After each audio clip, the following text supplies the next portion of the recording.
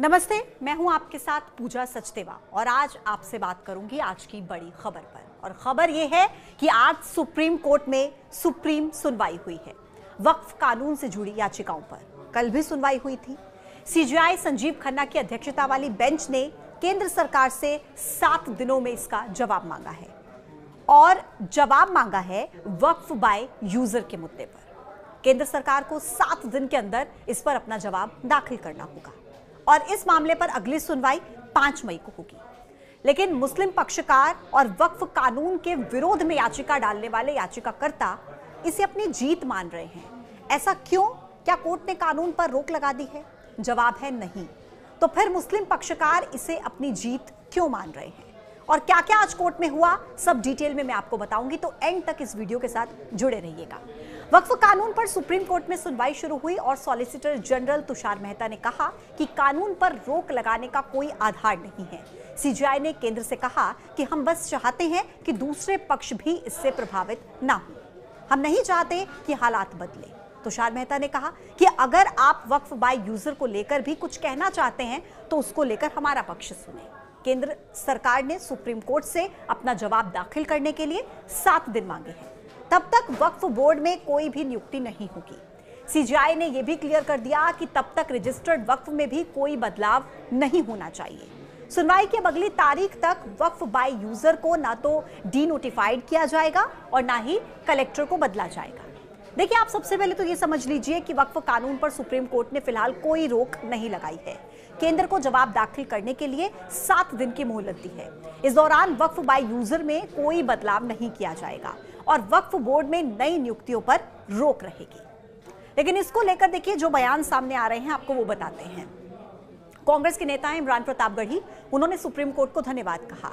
उन्होंने कहा कि हम सर्वोच्च न्यायालय की आज की कार्रवाई से बहुत खुश हैं। आज संविधान की जीत हुई है। देश संविधान से चलेगा, सरकार की मर्जी से नहीं।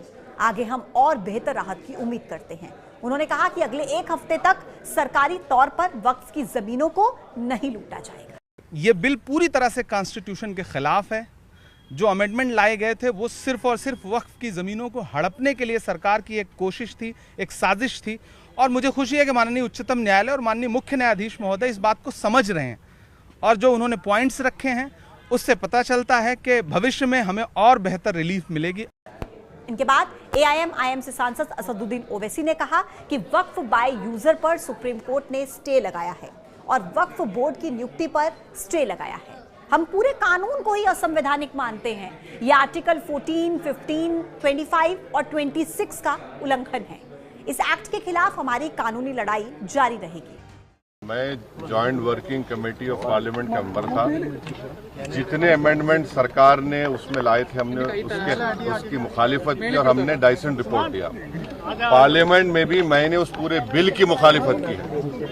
तो ये कहना कि मैं दूसरे बिल के प्रोविजंस को मान लूंगा, ये सवाल पैदा नहीं होता। हम पूरे उस बिल को उस एक्ट को अनकॉन्स्टिट्यूशनल मानते हैं और ये आर्टिकल 25, आर्टिकल 26, 14 और 15 और 29 का ग्रेव वायलेशन है। ये हम पहले से ही बोल दिया है और आज फिर आपके सामने रिपीट कर रहा हूँ। फिर आप विधायक अमानतुल्लाह खान, उन्होंने कहा कि मैं सुप्रीम कोर्ट का तहे दिल से शुक्रगुजार हूँ। इस मुल्क को बचाने में उन्होंने साथ दिया। आज हम इस फैसले से पूरी तरह से मुतमईन यानी कि संतुष्ट हैं। उन्होंने कहा कि हम चाहते थे जैसा वैसा ही हुआ। बीजेपी नफरत फैलाने की कोशिश कर रही है। अब इस मामले पर अगली सुनवाई होगी 5 मई को और सुप्रीम कोर्ट सिर्फ 5 मुख्य आपत्तियों पर ही 5 मई को सुनवाई करेगा। सुप्रीम कोर्ट ने कहा कि 110 से 120 फाइल्स को पढ़ना ये पॉसिबल नहीं है। ऐसे में ऐसे 5 पॉइंट्स तय करने होंगे, सिर्फ 5 मुख्य आपत्तियां जिन पर सुनवाई होगी। सभी याचिकाकर्ता मुख्य बिंदुओं पर अपनी सहमति बना ले, नोडल काउंसलिंग के जरिए इन आपत्तियों को तय करें। आज जिन याचिकाओं में आपत्ति जाहिर की गई उनमें मुख्य तौर पर जो बातें कही गई थी उनके मुख्य पहलू मैं आपको बता रही हूं कि ये कानून संविधान के अनुच्छेद 14, 15, 25 जो कि धार्मिक स्वतंत्रता का है और 26 जो कि धार्मिक मामलों के प्रबंधन की स्वतंत्रता का है, 29 जो कि अल्पसंख्यक अधिकार से जुड़ा है और 300A जो कि संपत्ति के अधिकार से जुड़ा है उसका उल्लंघन करता है। वक्फ बोर्ड में गैर मुसलमानों को शामिल करना और डिस्ट्रिक्ट कलेक्टर को वक्फ संपत्ति का फैसला करने का अधिकार देना, यह सरकारी हस्तक्षेप को बढ़ाता है। ये कानून मुस्लिम समुदाय के साथ भेदभाव करता है क्योंकि अन्य धार्मिक ट्रस्ट पर समान प्रतिबंध नहीं है। अब नजर रहेगी 5 मई को कोर्ट के फैसले पर कि क्या फैसला कोर्ट की तरफ से, सर्वोच्च न्यायालय की तरफ से इस पर दिया जाता है। आज के वीडियो में इतना ही। कल फिर आपसे होगी मुलाकात एक नए टॉपिक के साथ। तब तक के लिए आप देखते रहिए न्यूज़ 18। नमस्कार।